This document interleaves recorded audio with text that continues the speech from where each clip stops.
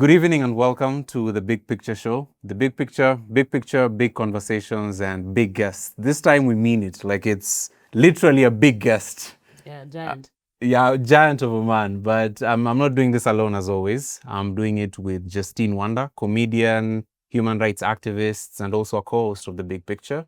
And we are joined by the ever funny lawyer, comedian, esports anchor, and he insisted that we are the last one, Kalasha Award winner. Thank you. And also host of the new show, Awkwardly Kenyan Interviews, John Ribia. Thank you so much. You know, I didn't get your name. Is it Tom Juan? Or how do you You're not Luya, it's not born in you. It's not born in you, brother. But yeah, just stick to esports anchoring. Okay. Yeah. But thank you for joining us. Okay. John Ribia, excited to have you on, but this is a week of a lot of activities. Top of the list is CHAN, the African Nations Championship 2024. It's 2024 because it should have happened last year, but was pushed over to this year because of COVID and also scheduling of national tournaments and all those things. But also Nacada dropped a bombshell last week, caused a lot of stir because a lot of us would not be able to have drunk when we were younger, because the legal age of drinking is going to be raised if these proposals are passed through Parliament and all those public participation channels. It's going to rise from 18 to 21 and a host of other regulations like where it should be sold, where it should be advertised, and even who can advertise it. Yeah, just so you know, Tom is not 18 years old. Just so they know. Yeah. Just so they know. But I started drinking. Wow. Everyone starts drinking when they're around 19, right? The regular drinking age of that's the reason it caused My name big is Tom, problem. this is Alcoholic Anonymous. No. But everyone who's ever tasted alcohol in Kenya probably drank it when they were 19, 20, 21. But then now they're adding those years on top of it. But the bigger question is, are these regulations even worth it? What is the effect that it's going to have on not only the drinking age in Kenya, but also the economy? Because alcohol is very much a big chunk of where tax is collected in this country. And also other things, the things that have been happening in the country, particularly the presidential pledge of 600 million if Harambee Stars win the title. I don't know if you guys believe it. I have my opinions. I think it's cool. We'll get into that later. But let's kick off the show, guys. First of all, Ribia. What's up? Excellent show, man. Awkwardly Kenyan Interviews. Thank you. Your first guest was Justine. The amazing Justine Wanda. Me supporting up and coming journalists. And comedians. First of all, journalists are not up and coming. You are just a journalist. You would know if you are a journalist. See, I'm a professional journalist. Justine, are you a journalist? Miss JG. So I would never claim a title that's not mine. That's like Wakia Tom.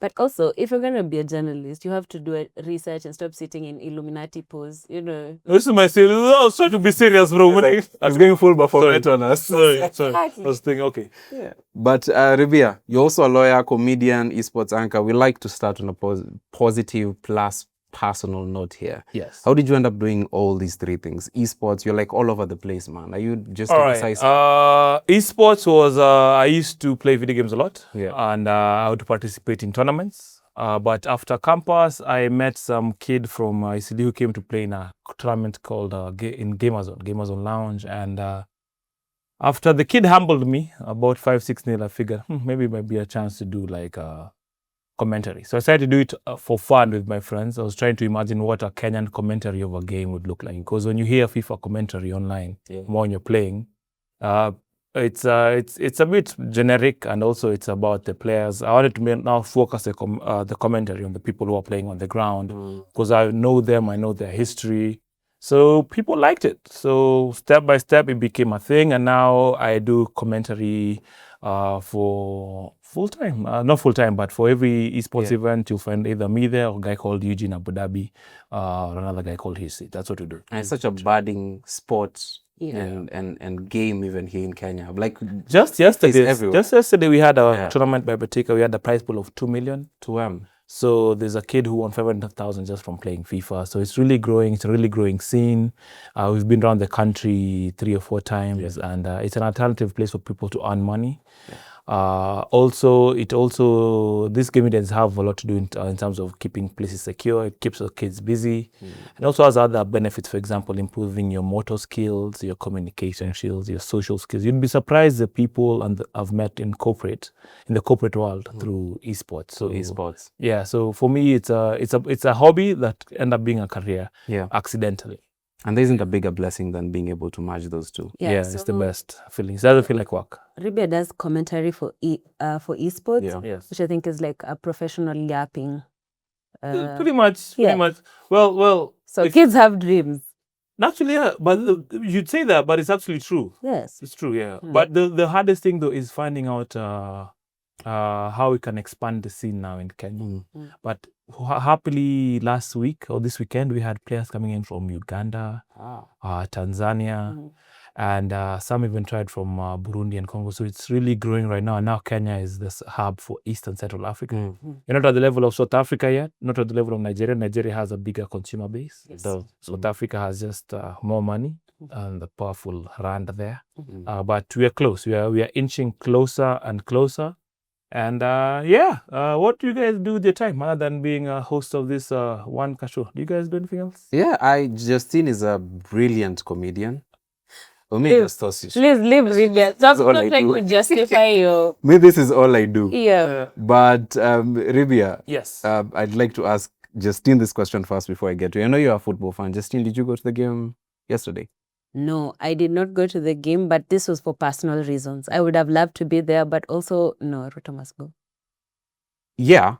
But come on, it's just the game, Justine. No, it's not, because first of all, most of the tickets were hoarded. Oh yeah. There were people who are. I remember when the announcement for Chan professionally being announced, people went to buy tickets. Yeah. I think the people who bought tickets in the very, very beginning were the only people who were able to get tickets. I know like 6 or 7 of the people I follow online who were able to be like, no, we were able to get this, but only because we bought them during this window. And then after some time, people couldn't buy the tickets online. So even if I'd wanted to go, I don't think I would have been able to get a ticket that last minute. You see, what's crazy is you say this, and a lot of Kenyans also are protesting the exact same thing, that tickets were hoarded and MCAs kept popping up with tickets to offer for free. You know, but I'll be the devil's advocate. yeah. As someone who's been going to Kenyan games for a long time, I'm so happy we're at a place where now corruption is getting to football tickets. At least now there's demand for people to go to the stadium. Back in the day, you'd be there by yourself. Yeah. Like an echo. I've seen that.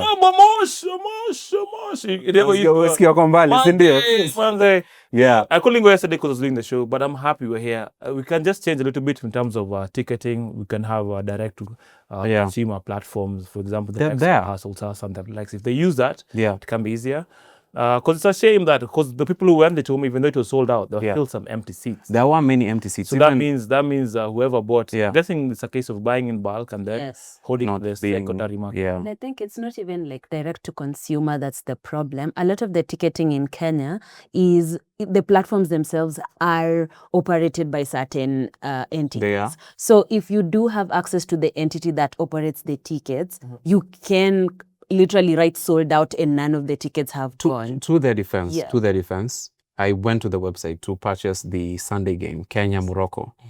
And I found that the sell was going on, like it's active, it's live. Oh, it's live? And so many people are buying. I'm talking, if you go right now, you'll be in line and there'll be like thousands of people who are in front of you in the line. That's why I'm asking, if you're purchasing a ticket, right? Especially if it's last minute, of course there's going to be 1,000 people trying to purchase a ticket. That's not anything new. I'm saying for the people who tried to purchase it over the week, they were not able to access it. That's not a platform issue.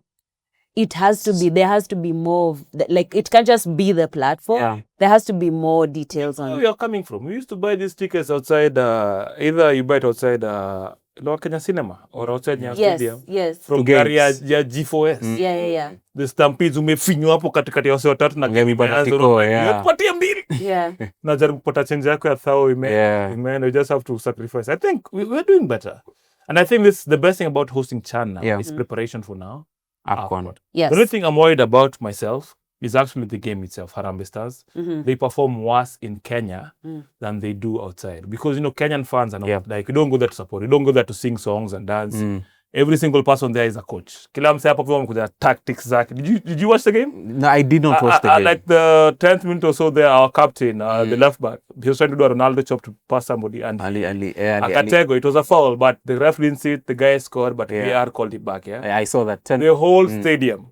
Toe sub, toka. So the pressure going to play here, it's massive. So that's what I'm worried about. But they had Kenyan more ball audience they had more ball possession though, right? They had more ball possession the whole game, which is good. Tunacheza ball squeeze, but tumekuwa na Tunagusa ball. Morocco tunawapiga kama 4-0 hivi. I can't say that. I can't say that. Maze kuna delusion, alafu kuna kuwa an ambitious fan. I think Morocco is a tall order. Even a draw, I'll go home happy with a draw, I think. You know, that's the good thing about football. You dare to dream. For example, the producer is still dreaming for Arsenal to win a Champions League. So we dream.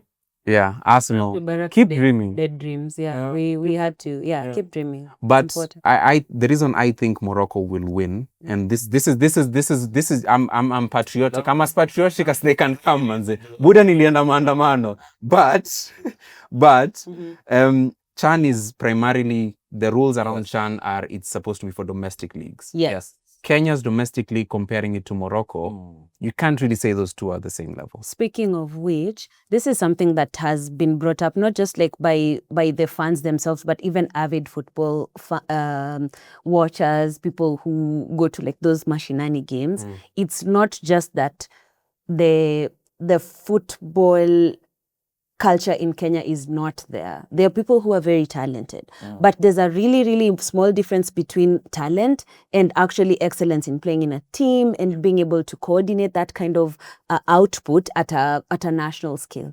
If you don't get to play together in a training facility, coordinated by a coach, if you're placed in a team that has just a slightly better chance at playing together, they're gonna destroy you because they know what to do in that situation. But that's what I'm saying. Being good is not enough. Yeah. We need to be able to push the envelope from where it is. Because Ribia, I know you're saying it's fun that corruption has moved to football now, but at the same time, it's literally like the difference is very minor. The difference is not like you are at leasting your way out of this conversation. Tuko at least than pale tulikuwa before. That's not a metric to measure longevity because it gets to a certain point and it breaks again and then you have to start again. Yeah. So my argument would be for CHAN, for Kenya to continuously produce really good results for CHAN, not just to win the thing, but to go on to AFCON and continue delivering results. It has to move from, we are good at winning. Like we've won one, maybe we can win 6. It's like, no, we do have a strategy. Yeah. And a structure around this big, beautiful game that is football. I think that's lacking in this country. Yeah, actually one of the comedians that we have in the scene called KK, he's also a football coach and he has a couple of academies. What is missing in Kenya is an academy system. Yes. We nurture talent from a young age. So you feel like the guys in Morocco have borrowed heavily from Spain. It's just like across the border, the La Masia and the Real Madrid academies. So you find that there they pick their talents from as young as 5 to 7 years old. And here on a patch, this talent discovery happens in the high school games. Yes. So that's the difference. So it's much older. Yeah. But that being said, I feel like this tournament, we have one of the youngest teams we ever put in a tournament. We have a coach that, like, even from his reactions, looks like he solely believes he knows what he's doing. Yeah. For the first time in a long time, Kenyans are really happy with the team selection. The only thing that we didn't want was Baba Yega ameenda Simba Tanzania kakosa. Hiyo ni Tanzania. Nyinyi mtotuko yeye hesabu, but it's okay, but he's also injured. So I'd say we maybe not to win, but I feel like this is also like a platform for us to prepare for AFCON that is coming. Yes, that's true. So but we're hoping against hope. We're in the group of death. We started off on a good foot. So even if I don't think we will, though, I think we can get a draw. Even if we lose to Morocco, I think we're in a good position to continue and in a good position for our players to get 1 million cash per game. They have been 1 million cash money. Actually, what's your take on that? By the way, 1 million for every game won, 500,000 for a draw, 60 to 70, then to 600 M if you win it. This is the modern day Colosseum. You gotta plead the masses. I think they're trying to give motivation and also being used as a political tool. Yes. Whether they'll be given the money, it remains to be seen. They were promised the same thing in 2019. Yeah, so let's wait and see. But also, do you think politicians promise Harambee Stars money because wanajua wako chini? Like us hizi shinda. Yeah, Unashatuke moja takwa tu sawa. Yeah, it's like your bet ishachomeka. Like it's I think also Sure bet. okay, I know that there's a distrust in like the politicians, like we don't even give you training, why would you win? But also at the same time, at the core of that 600 million is what is the capacity of Kenya to build out systems where players actually get paid so that they don't have to wait for the big payout from the pressure of winning. Yeah. But if you're able to deliver in smaller ways, I think that pressure is alleviated. Yeah. Because if you only have to do it like at a national scale, like even as an individual player, you feel like there's so much at stake. So it's not just like the Kenyans watching, it's the money you want to make if you're not making any money. So the small difference is like like the desperation cannot always deliver results, but if there's incentivization through continuous support, built out facilities and everything that's really, really working on a day-to-day, I think the 600 million would have been like a sure bet. But say I'm with Ribe on this and where it's like it could maybe wanajua hiyo 600 million. Yeah. Actually, Itaenda State House kujenga choo. To me, it's a good thing, but it's also a terrible thing. yeah. And here's why. Yes. A few months ago, in the time when goons were out in the streets, there was a gentleman who was out in the streets and was identified to be a referee in the local leagues. Yes. And he stopped refereeing or was part-time refereeing whilst also doing these activities and being paid by these people to attack protesters. That to me was a symbol of a failed sports system that failed to protect its own. That's the guy ending up being in these protests in that capacity. Now, the politician is doing these things. One, he's promising 600 million if you win. He's giving you $1 million for every game you win. That's really good. But on the other hand, he's not delivering on the promises he made. He's not constructing the stadiums he promised you, not putting enough money in the leagues, constantly making it difficult for football leagues to exist and for even players to even exist, and even failing to create an environment that allows businesses to pour money into football and things like that because they're constantly overtaxing businesses. So he's taking from one hand and giving you a lot more with one hand for this 1 month and promising you the world. But it's consistently over the 5 years he's in power, taking away from you every day. So that's true. I don't know how I feel about that. It's true. Actually, the biggest problem in Kenya is that we've not built the football market. Every single effort that was done was drawn back by politicians. So let's start, for example, from the 80s. Have you ever seen pictures of derbies in the 80s? Nyayo ilikuwa inajaa to capacity kabisa. Back when Kenya won the Mandela Cup, the Gor Mahia won the Mandela Cup. So it used to be massive. It was so big that even Kenyans used to travel abroad. Remember how was it the Tomboya's killer? Yeah. Was supposedly arrested, but then he walipelekwa Egypt akaishi huko. But Gor Mahia fans, when they're going for a game against, I think, Al Ahly, they saw him like, yo! And then they came back to Kenya. That's how you end up being arrested. And he met his justice in Kenya. So it was a big thing. But now, it was being combined for politics. So in an effort to stop it being grown for politics, the kind of regime at the time killed the entire football leagues. Because at the time, all our teams were tribal. So it was being used for politics. So they killed all of them. Then there was the second rebirth that happened around time ya Fabish. Unakumbuka Fabish? That is our peak. We were one game, 1998-97. We were one game away from the World Cup. We were this close. Then what happened again after that resurgence, corruption, kingetenda kama FKF, never happened again. The last one was a bit painful because it was the closest where I've been an adult. It was when there was involvement of betting companies into football. At some point, you've seen right now they've sponsored 1 billion again. But before that, I think there was around a 600 million sponsorship into sports at the time. Now, during the Uhuru Kenyatta's regime, there was wrangles about betting and all the funding was withdrawn. There's politics as well. Supersport was withdrawn. For example, with Supersport, people are being watched across the world. So you find that more of our players would find places to play abroad, and super squad contracts are also big. So that means each club will get some money, and that will in turn lead to better salaries, better refs being paid. That also because of corruption was withdrawn. And also by a failure of our people to consume that product, because super sport was not making money from it. So I've seen Kenya go from the high and the low. You guys know that in most of our sports, we've gone to a place where we have been the best in the world to being hockey. We went to the quarterfinals of the World Cup in the 70s. We went to being horrible. Football, Mandela Cup, we were the best in Africa. Gor Mahia was the best club in Africa. We went now to being at a Toki group stage. Basketball, same thing, men and women. In the 90s used to win. Right? Currently, the ladies are winning the best in Africa.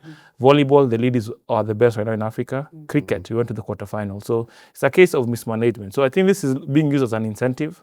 But questions remain whether we'll have any systemic structures to support this growth. Because now we have clearly seen Kenyans can go to the stadium to watch the game. Just a study initiative, what will be done now to support these 4 clubs? And also the local leagues as well. The local leagues as well, males football leagues, Yeah. And it's also a political thing. It's not the first time. Ushaenda time ya campaign wenda kwa grau. Kwa grau huko.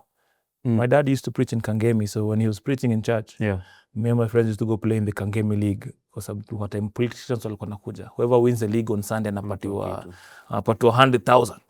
Hizo games ilikuwa moto. So every time kuna MP kwa ground time campaign, this model ya mkishinda tawapatia do, this is where it's coming from. It's a thing being used for politics. It's common, but we just pray and hope now that we can, if you can see such large scale investments into the structures of it.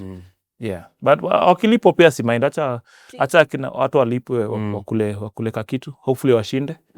I hope that's incentive enough. To your point, I think also like politicians playing politics with like sports and everything, like swaying the masses so that they can contribute the very money that they're stealing from them back into those things. So when you say hopefully they can invest in those structures, I think the moment you invest in those structures, you take away that kind of power. So I think that doesn't give them incentive. If I'm going to build you a stadium where you can play and you'll win things and you're going to have tournaments without my input, I feel like I'm losing some kind of power. So most of them retain their influence uko kwa community because they feel a little bit entitled to your success. They feel a little bit entitled to the progress that you're making. And like a lot of our politicians like to be worshipped. They like to be demigods, mini-gods, like they're like, you say thank you, bow down. It's a very messed up structure. And a lot of people fall for it all the time because they don't think, oh, the money that I'm being given as prize money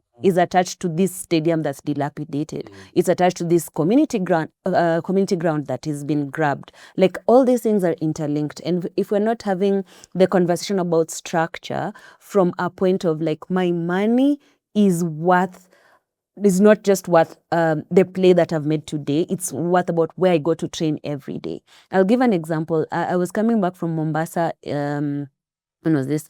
On Friday or Saturday, one of the days, I'm forgetting.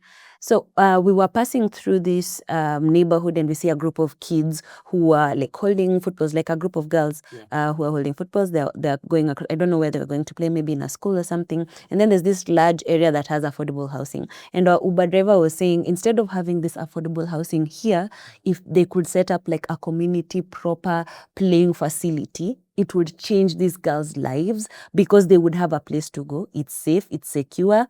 The coaches can be there. The girls live in the neighborhood, so they don't have to travel, no travel costs needed. And then it would create some kind of sporting culture for that community where on a certain day it's training, you can go watch the training. On a certain day it's actual games, you can go watch the games. But as long as those structures are not there and you can only wait for the big tournaments like Chan or a possibly bigger one where the MP shows up, that culture is not going to go anywhere. And it puzzles me and disappoints me to a great degree that the version of supporting sports for a politician in Kenya is over-promising on stadiums and having these 2 small leagues, these one-day tournaments. Have you seen them? Yeah. These one-day tournaments that every MP seems to always have. Yeah, and they come with like a stack of cash. And I'm like, where's that money coming from? Exactly. But to them, that is the imagination of them supporting sports in this country. To them, that's, for instance, if you go to a local constituency, if you ask the MP what he did for sports, he's not going to speak about legislations and how he supported sports in the assembly. He's going to speak about a tournament that he did 2 years ago Yes. that had 100,000 prize for whoever won it, Yes. which was just meant to give him a platform, if you're honest. Yes, and that's so funny because there's an MP whose idea of supporting sports is okay. Even if we're going to make policy, we need to contextualize the policy we are making. So if you're an MP and you're going to make policy, the first thing you think about is like how is the policy I'm making going to affect a greater extent of not just like the players themselves or like but like the leagues and the community in general. Yeah. So this MP was saying, I have supported a policy where we copyright all the jerseys of all the teams. It sounds like a good policy, but at the same time, do we have the manufacturing structures where those jerseys coming from? If someone is making it in Imenti House, right? Are you going to have like some kind of licensure agreement? Yeah. Like you get, like it has to be broken down in a way that the economic structure in Kenya works. Already there are laws that copyright law, if you make any piece of art, automatically you have a copyright. Yes. May I blame counties? Mm-hmm. I think counties should the one be having the structures for the academies and stuff. I think they should hire one competent staff, for example, in the Ministry of Sports. And two, they should have a committed effort to build the next generation. Because I feel like even in terms of sports, our generation is cooked. I don't think we'll win much, but the next generation coming, that's the one that's going to win. So I feel like if we are going to talk about the confession of sports and government involvement, it has to go from just the national government. We need counties now investing in these facilities, in these play parks, in these academies, finding out which sports your people are strong in. For example, we saw world record holders coming back into the country and saying they don't have a facility to train now, and your whole country is named as the home of champions. Amweze katu track.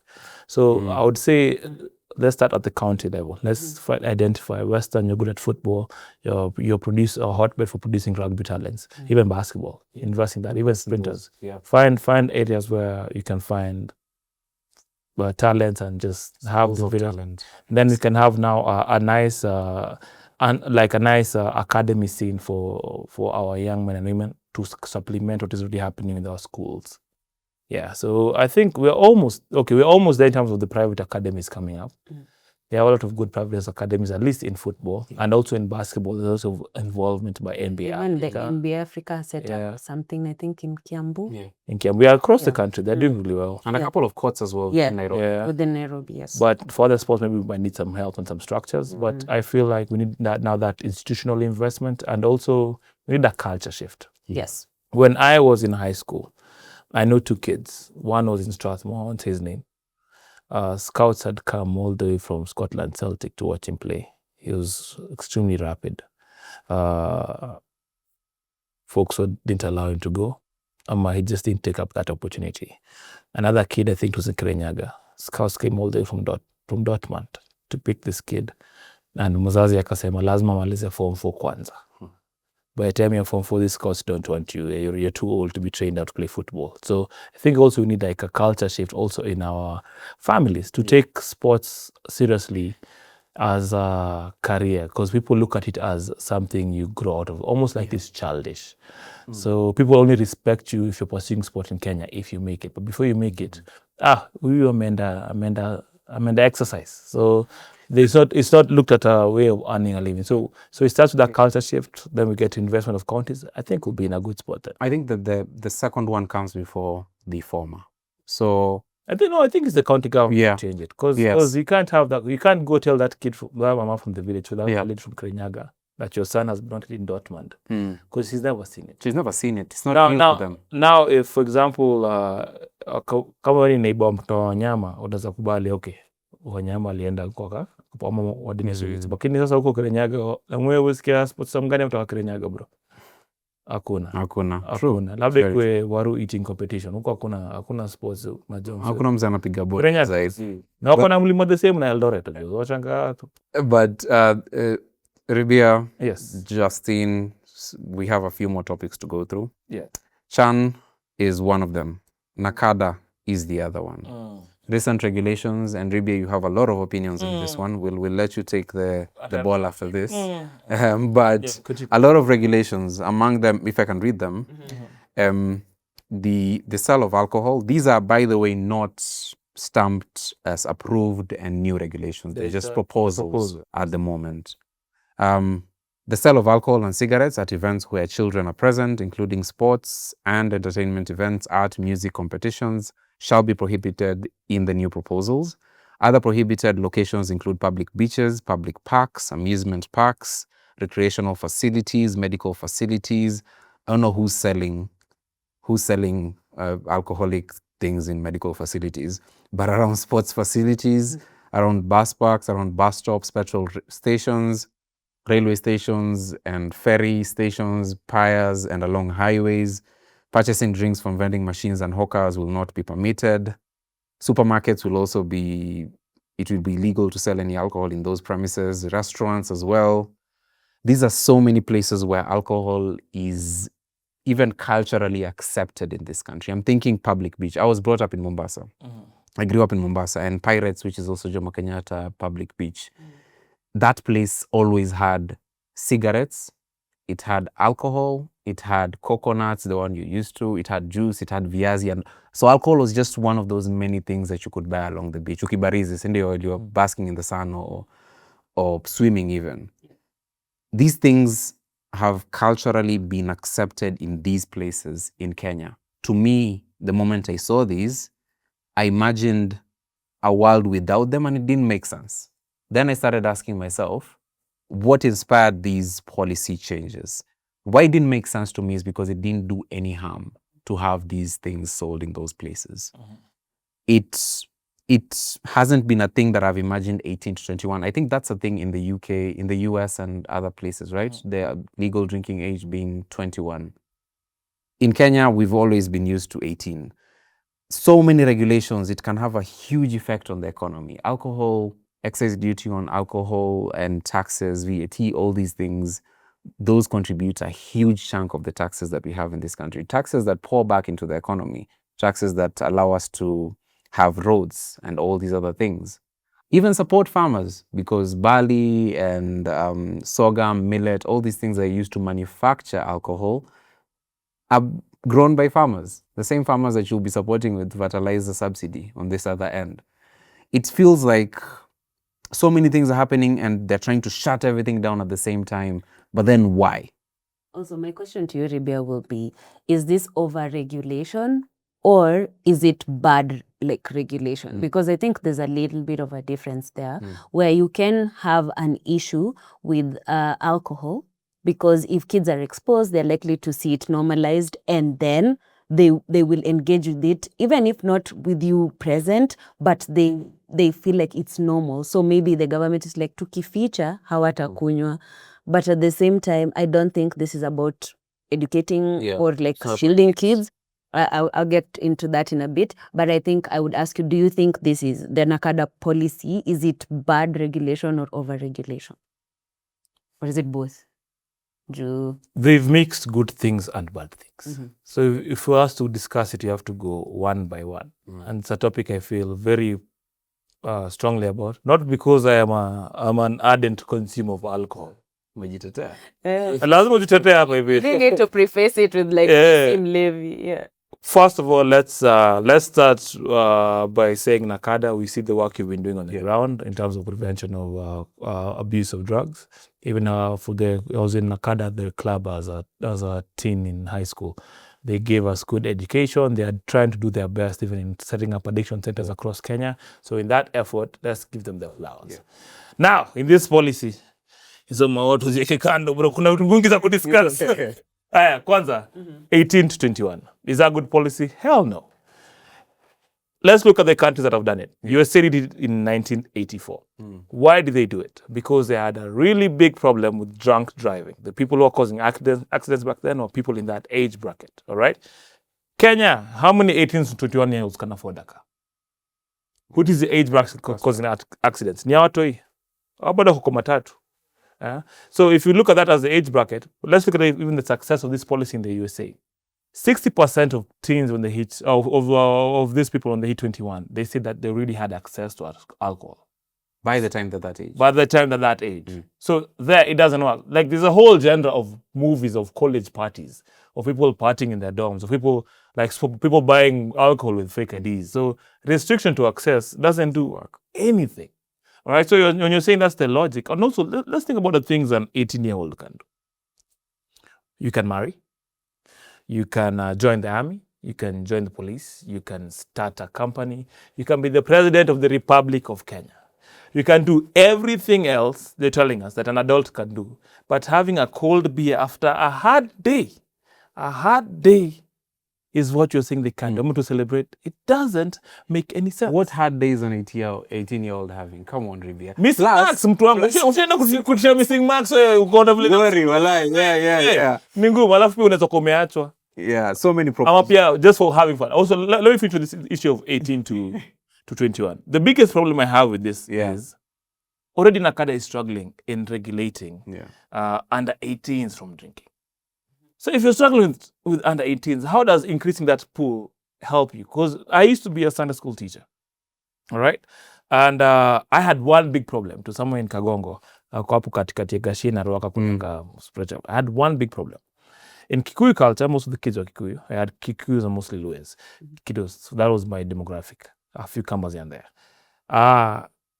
When you get to the age for the big cut, initiation, you go sit with your uncles and your cousins, or even your uncles. Now the problem is, that region, the people who would advise these kids when they're that age, they're the worst of the worst. They're telling them to become a man, you have to drink, you have to do this and this, this and that. So you'd find that all of these kids that have come up in Sunday school being good children, performing well in school, after they're exposed to this initiation and they come back to me in Sunday school, they're not the same. Washaanza kunywa chama and stuff. So you find that even in Kenya, the biggest access of people to alcohol is via friends and family. So this policy does nothing. Also, the solution will be if, for example, the grace period, you have this 1821 resolution and then you start enforcing it. Is the solution to jail people who are already adults? Do you understand the dangers of that? Right now, one of the biggest cause of death, you are safer in the hands of a thug than the police. That is true. Unaweza kashika umekunywa taska moja hapo kwa cell gonge kichwa kwa ukuta ukufa. Unacheki vile kunaenda siku hizi. So it's crazy. It's like you can't expose the same police that are harming and killing this youth to tell them, no, we care about you now. This police will stop you from drinking. It doesn't make prohibition for this adults. Doesn't make sense. I would argue differently. And I think scientific studies would also argue differently.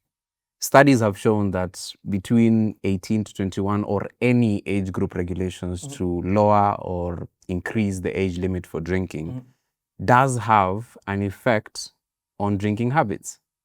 That's there. It's written in science. Multiple of studies have shown. What effect does it have?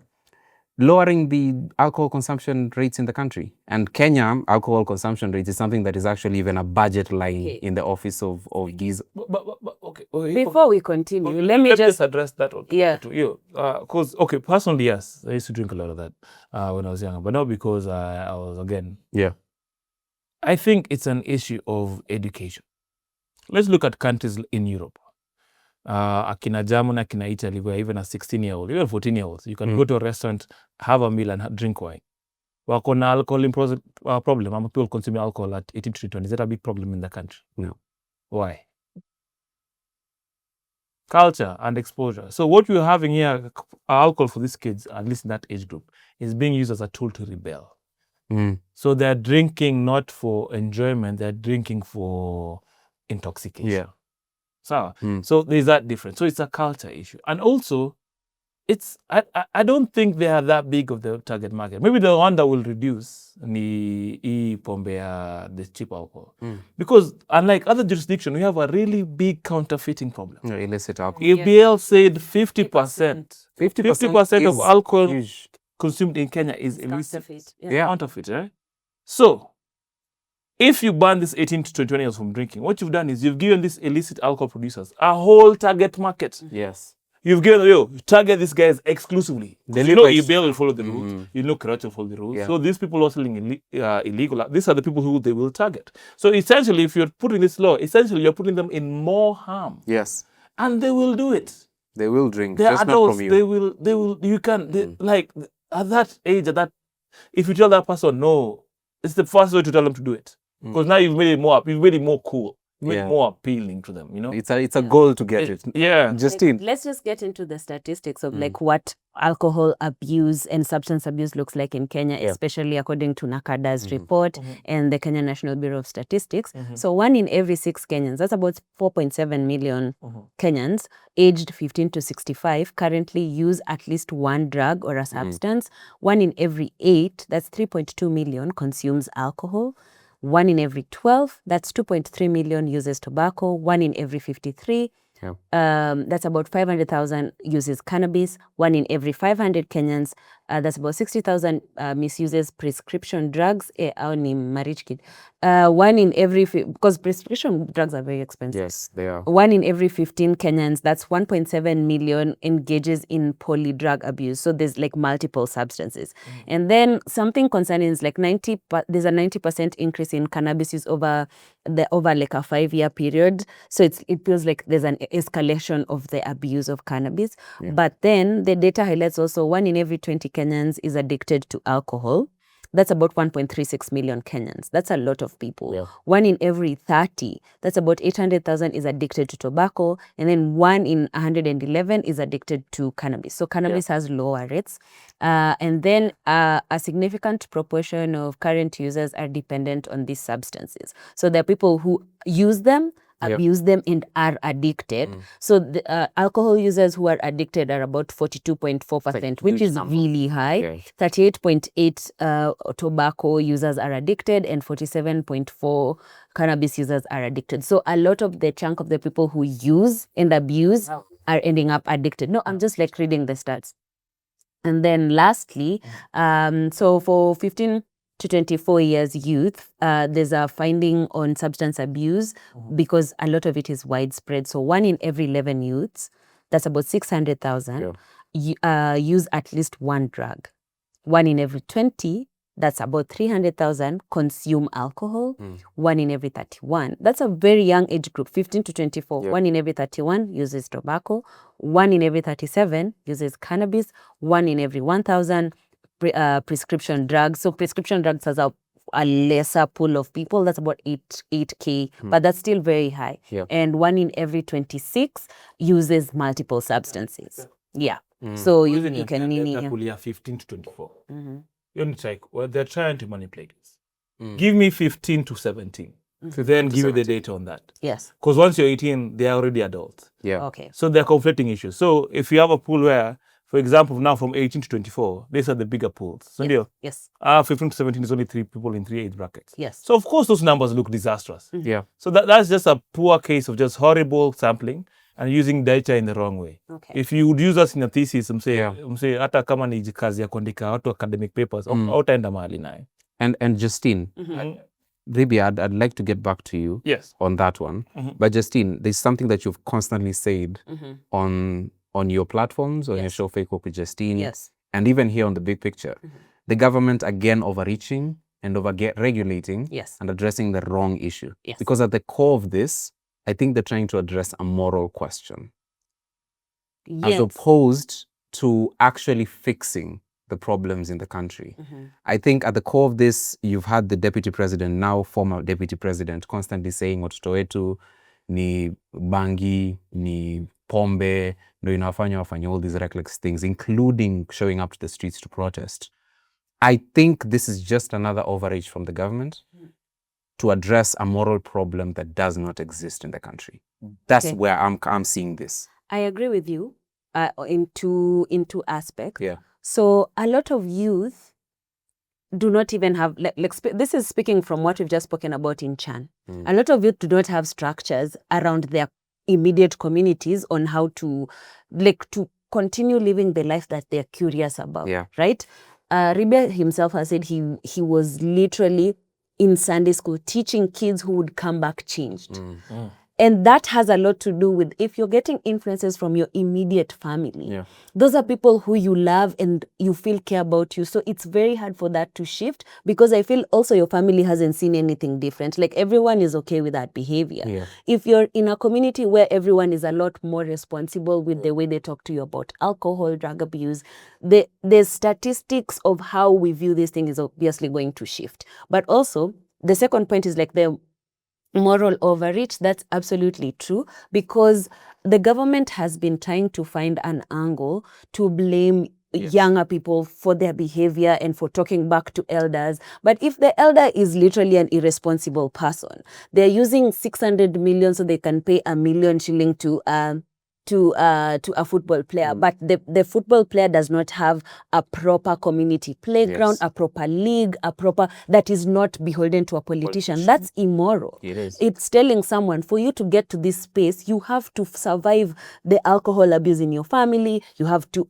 that's if it exists. You have to survive poor community structures. You have to survive bad coaches. You have to survive people who don't support your dreams, people who've given up on you. And then you have to, after you survive all that, and survival is difficult, after you survive all that and you don't fall into any pitfalls, if you get to play at Chan, I'll give you $1 million. If anything, they are short selling you. They have literally stolen your entire life and the entire worth that your life could be, and they're giving you the 1 million as a reward of something that truly does not exist. Because then if you fail, if you don't get to the Chan Championship and win it, like you'll feel like a failure. And that is deliberate. Now the burden shifts from the people who are supposed to be responsible for you to you as a person not being able to hold that trophy. You maybe not being good enough, or they're not being, you not holding it enough in the game, and turning into alcohol abuse, when in real sense they didn't make these things available to you. But then at the same time, there's an economic perspective to this. Alcohol is a huge percentage of where our tax comes from. Mad percentage of it. And alcohol is one of those products that are constantly alcohol. And betting. Yes. Check your name, just holding up the economy like this in the go. Well, let me see what All addictions, by the way. All of them are addictions. The ones you've mentioned. Betting, alcohol, telecom, and internet addictions. But then that's something we'll get to. But looking at this from that perspective, and I remember this story that I was told a few weeks back here on The Big Picture by John Allen when he was here. The story... Before we begin, I came here to see John. Because I even walked on my deep voice. And then, we didn't tell you. And then, because I was coming to see the celebrity star journalist. Yeah, you have a celebrity here, man. Who? Ako? Please, let's not get into it. You guys had like 20 minutes to do this on his show. Yes. But from that perspective, I saw how overregulation can affect it. Senator in 2015. Yeah. Huge keg brand in the country. Everyone was drinking it at the end of a workday. Caused a reduction in the cost of alcohol in general in the country because it was heavily consumed. Then completely, or to a large degree, shut the illicit market because it was available for such low costs. Then the government comes in, says we'll impose 50% excise duty on this product. What happens to the product? It doubles in prices. What happens after that? The thing disappears. It becomes too expensive for the regular man to achieve it, the target market for that product. 3 years later, Uhuru Kenyatta comes, reduces those excise duties, makes it, incentivizes that market for the manufacture of those things by making those, the excise duty slashable by almost 80% if they are manufactured using local millet, sorghum, and all those inputs. The product again comes back. Yes, the product again comes back, right? So what Nacada is doing right now is exactly what it did in 2015 to collapse the brand that was Senator Keg. But now it's doing it to this entire market. I don't know how they wish to survive with this, because at the same time, the KRA tax targets are constantly increasing. The economic impact could be massive. I mean, briefly, you guys could share your opinions on that. So 2 things. It's called syntax. The good thing about syntax is that it's based on things that people are culturally inclined to do already. If you put a tax on alcohol, it doesn't mean that I'll stop drinking. I'll just find a cheaper alternative. Now, therein lies a bigger problem. Now, growing up, beer was a working man's drink. All right? It was very easy to afford. When I joined campus, a beer was 100 bob. All right? Over the years, now the beer is a rich man's drink. Right? So people, working man went to keg. Spirits. No, keg first. Keg now, again, tax hikes. Even that became expensive. Now people have gone to not just spirits, but the illicit, illegal spirits. So this has had an impact of one, you're not collecting enough revenue from the products themselves because people are buying illicit. Number two, the harm and the danger. Now, if you look at these things in terms of government overregulating, yes, indeed, it is a case of overregulating that has harmful consequences. Yeah. I think it should be a partial approach, where one can say in some areas you need some form of regulation. So, for example, there are areas in Kenya with excessive alcohol addiction. Central Kenya is greatly affected by that. Kenya, in the Bundus, there's no economic activity. Most of the young men have lost their lives to alcohol addiction. There's even that documentary by BBC. But in the same measure, so much so that most alcohol companies, when they launch a brand, they always launch them in central counties. Did you guys know that? Now, on the other side, for example, there was a factory that was built in Kisumu side because of the tax VAT exemption that they got, and they built an entire factory, hoping that it can induce consumer markets over there. It never picked up because it's not their culture. So enforcing this law there doesn't make sense. But if you have like measures that you take them, for example, you put up addiction centers and having a measured approach in central Kenya, using your counties, then that makes sense, right? And I have a lot of things. The reason I really don't like this Nacada's data is it's conflating two issues. You're saying you're trying to stop people from drinking by raising their, for example, age. Whereas it is shown that Gen Z are actually drinking less. You said there's a spike in cannabis. Yes. That's what they're using. They're not drinking. One, it's unaffordable, and two, it's not cool for them anymore because there's a lot of education online about addiction. It's not cool. So people nowadays are talking about addiction. So you find that Gen Z are generally not drinking. There's a study done by Gallup Global International found that at least in Europe, 60% of them, they don't find alcohol attractive. Same with cigarettes. Yes, Same with cigarettes. Yes. That's why now, but they've transitioned now that side to vapes. Yeah, to vapes. So that 18 to 20-year-old is the wrong target market for this, and it solves nothing. It doesn't. So people who will be drinking will continue drinking. Now, the problem I also have with this policy, which people are not mentioning, is banning of celebrities in endorsements. That part. Yeah. The problem I have with this is that the alcohol economy is really image clear. For example, the music industry like this. Mazee, ciphers Those- calligraphs zitapotea. Za calligraph though. Hizo concert zote. Please. Soul Festival, but it doesn't survive on tickets alone. Yeah, that's Oktoberfest. true. All those brands are All those alcohol brands. brands. Yes. So when you come and say that young men and women are drinking because celebs are sponsoring this, that's not the truth. We've already established right now in this conversation, people are drinking because of exposure at home with friends and family. Right? Two, even if you ban the local celeb, P. Diddy back in the day alikuwa anafanya Siroki ikuwe popular. Hauko na calligraph na Sirok. Wasoka na wek. So uliona 50 cents na cognac yake hapo. Nani mwingine anauza celeb anauza pombe? George Clooney yako na yake. Nani mwingine? Jay-Z. Jay-Z, Yeah, all these ways. Yeah. Yeah, Henny, the way it's been used by Black Americans. Yes. Hennessy popular. So if you're going to ban Kenyan celebs, what about the international? Yes. That impact will still come to us. To us locally. And our children. And you've already established that's not the main reason that they drink. But let's look at the economy. Now, if you ban that by celebs, you're not just banning the celeb guy from making money. You're banning the guy selling tickets at the gate. Yeah. You're banning the waiters. You're banning the Uber guys bringing people to the events. Yeah. You're banning the DJ, the guys supplying the tents, the guys supplying the equipment. Even the alternative economies. Ule mse amekuja hapo kuuza kombidho hivi. Mtu amekaa mleni hapo kuibia watu kasimu. These are all other independent economies being grossly Generating affected. income, by the way. Grossly. There's a study done in South Africa that showed such a blanket ban on celebrity endorsements would lead to the job about 3,000 jobs. 3,000 to 6,000 jobs. And it's not jobs as they're not doing. This is like families being affected. Yes. This is already in a country with a 60% unemployment rate. Right. Let's talk about the other effects of this policy. Saying that alcohol should not be sold in places adjacent to schools. Sounds fantastic. One, there's already laws against it, for example, in terms of county regulations, and also some acts provide for that already. Two, these businesses are already existing right now, right?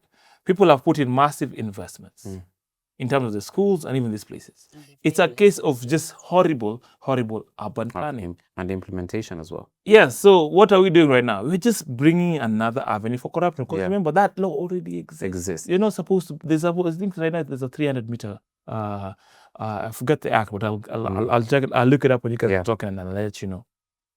Another policy thing this does is regulating where alcohol can be sold. How are you telling me you can't buy a beer, a glass of wine in a restaurant? How are you telling me you can't have a beer by the beach? Think about how that will impact our tourism.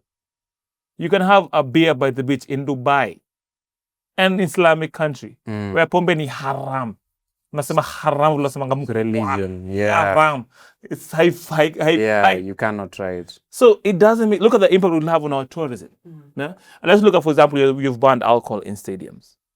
I can understand Kenya's had a history of rowdy people, blah, blah, blah. It's the ban on alcohol in Kenyan stadiums has been there. Now I can't even fault it. You may go out there from time immemorial. I can't think of a time where people are buying drinks in there. Okay, wait. Rugby events sell alcohol. They do sell alcohol. Absolutely, yeah. They do sell the football needs to ring. Alcohol brands support and sponsor those events. Okay, yeah. Severely underfunded. Yes, back when, Fox with Kenya Sevens is a big, the local side. Yeah. Apologies. Let me take back my statement. Let me now get back into that anger I was in and the momentum. 3, 2. Banning in alcohol in stadiums now. Think about the impact it has, for example, in sports. Yeah. Sporting teams.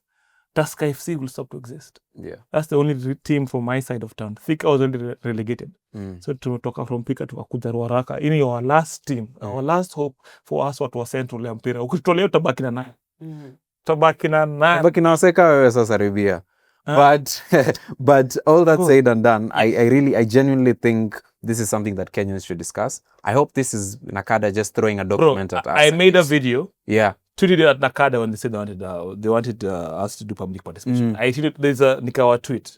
They replied back, wow, thank you very much. I read the tweet out loud. Yes, please. Just let me get the tweet. No, check let me just show you. Let me show you the proactive man. But Justine, yes. Do you have anything you want to wrap up with regarding everything that we've spoken about? I think one of the things that stands out for me with how the government of Kenya works, especially regarding regulation and policy, they love big pronouncements. Are they talking to people on the ground? Do they care about day-to-day people and how they hustle, how they make money, how they unwind, how they recreate, how all their lives are centered in what kinds of things that they're facing? If that's not the point of focus, any regulation or policy they set up is going to fail.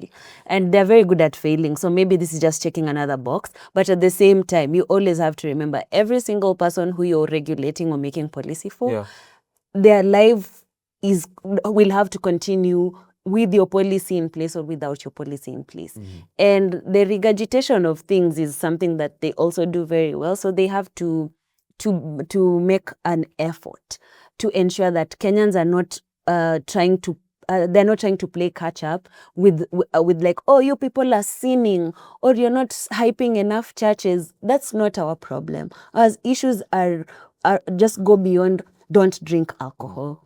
Don't endorse alcohol. Our issues go beyond their morality stakes. Like we have a life and we have, how do I say this? We have things to do. I don't know. A lot of you are idling huko kwa parliament, but like in real life, on Nacada, there are people who have been caught making policy on the fly. So if you don't consider the things that Kenyans have to do on a daily, not just to survive this economy, but to keep up with whatever is going on with them, you're not building anything of longevity. It's going to, the counter wave is going to be horrible. A lot of Kenyans are going to end up in worse places than if the policy was contextualized to protect them. And the big question again is, are Kenyan politicians, Kenyan corporations, Kenyan ministries, are they making laws for Kenyans or are they imposing laws on Kenyans that they think are good for Kenyans? And are they doing it in partnership with Kenyans? I think your big question is that. But Ribia, anything to close with? The intention, like you rightly mentioned, is very noble. Protection of our youth. You only didn't give us any counter proposals on how to best address the problem. So it's like telling you. So when they say dissolve, dissolve alcoholism in Kenya, I sibonge sasa. So anasema you complain but you don't have solutions. I don't have solutions. Which isn't how anyone should approach. Because this is public participation. I'm trying to tell them the policy document as it is ill-framed. It doesn't think out the harmful effects of this policy, especially the implementation. I think this is just a gateway for police harassment, loss of jobs, and corruption. So it does nothing. Like Bien said, it feels like virtue signaling. And also I find it troublesome that the person you're putting to head this board is a pastor. not that pastors cannot be good, but like you want somebody who's level-headed in this topic. Not somebody who's Not draconian rules that in effect destroy. I mean, remember the targets, our revenues are ABL keep going down yes. and down. But if I have any partition, I would say that I'm very thankful to have graced you guys with my presence. Yeah. And I hope you guys are also thankful as well. With such humility. With such humility, of course. Being humble is what I do. Yeah. Bado. Yeah, for the topic. For topic. Pulling your leg. No, just keep going, Ribia. Wait, am I closing my last opinion, man? Is just for the Nacada. Yeah, you're wrapping up with humility. Mm-hmm. This is the end of the show. Yeah, this is the end of the show. This is the end of the show. You wanted more? Huh? That's it. Nivo, bro. Wait, ngoja jamaliza closing statement. Huko free ni Joroga, loka kutoka hapa 3-4 hours. Chichoroga. Check wewe. Buda. Hebu lock out. Paka nilikuwa nishaomba visa. Misato, thank you so much for having me, guys. I really had a blast here. Yeah. But next time, please, mkunita, please, mkuja kuona John. Kuja kuona award-winning journalist John Allen. Na mwambe, please, his loss was missed, and it must make sense. Whatever. But thank you guys for having me. I really have a pleasure to meeting you, Mr. Tom Mukwana, Justin Wanda. Thank you for doing what you do in the big picture. And you guys can see the team behind them, an amazing team here. Make a play for the first time in a long time. Don't have look beautiful. Don't marvelous. So thank you so much. And if there was a partition that would be come to my show on August 30th, Ribia Aman. It could be a stand-up comedy special. Where we'll have a showcase by myself and Aman, 2 for the price of 1. We'll also have some amazing guests like Emmanuel Kisiangan performing Tainga Shira, and other guys who will reveal then. Also, make sure you check out the very awkwardly Kenyan interviews. And Aya, before umalize mambo yako, Tom, today's Tom's birthday. Happy birthday, Tom. Happy birthday, Tom. Sorry, hatuna keki, but tunaweza kunywa maji yangu. Kunywa kabaji. Yes, congratulations. Bora Nacada is tupate. Nacada is tupate. Tunakunywa maji, please. Tunakunywa maji. We are staying hydrated. How old are you turning, 40? 42. Congratulations. Honestly, how old are you turning? I'm turning 42, bro. You're lying. I'm not lying. You're lying. I'm not lying. Walai, bro. Walai. Please stop me this. Wait. Just before I hand it over to you, Tom. Yeah. There's one thing I think we missed on the Nacada policy, where one of their suggestions was like the adverts for alcohol can only run between 5 a.m. to 10 p.m. Yes. So alcohol is for insomniacs. Congratulations. They found your... they're already there. Yeah. No, that's what I said. You can't. It's already there. It's already there. Like what I said, you can advertise betting, alcohol, and here's the thing that I really don't like. Yeah. You can also advertise condoms during that time. Like safe sex that when the target audience is watching that. But guys, we have to wrap it up. Okay. We've spoken about Chan. We've spoken about Nacada.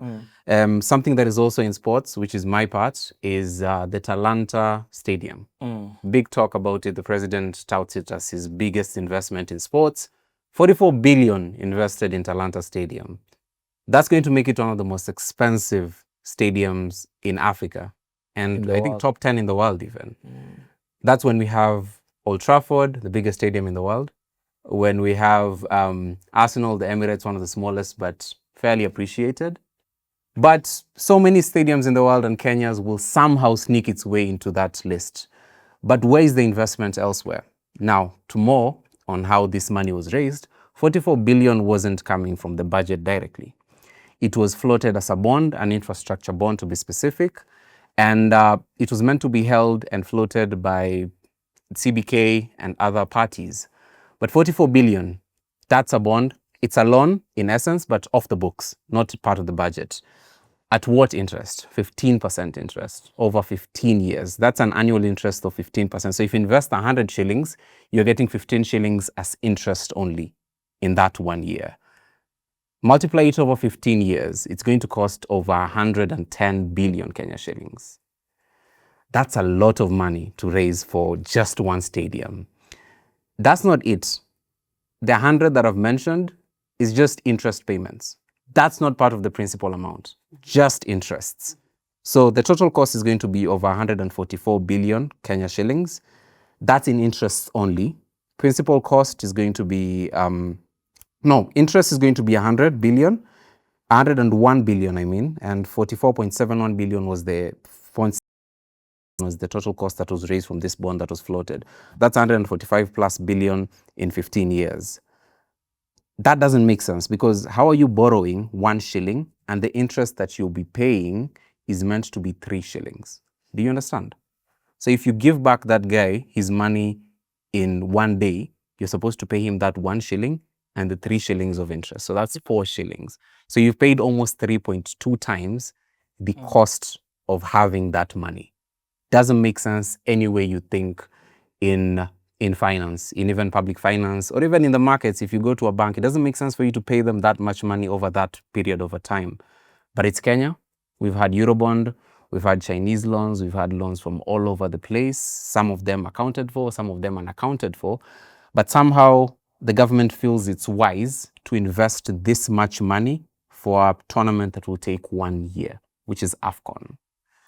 The value of this stadium could go on for years to follow, but this investment just doesn't make sense for me. Ribi, I know you have a ton to say about this, but this is where we close the show, guys. Enough said from us. We'd love to hear from you over the comments right here on YouTube.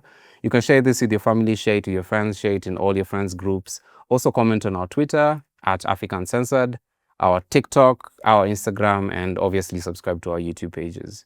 But Justine, this is where we close it. Ribia, asante sana kwa kuja. You haven't seen the whole team behind this, but there's a massive team of Uncensored, brilliant producers and camera people behind this program. Thank you for watching. We do not take this for granted. See you next week. Have a beautiful night. See you the next week. Good night.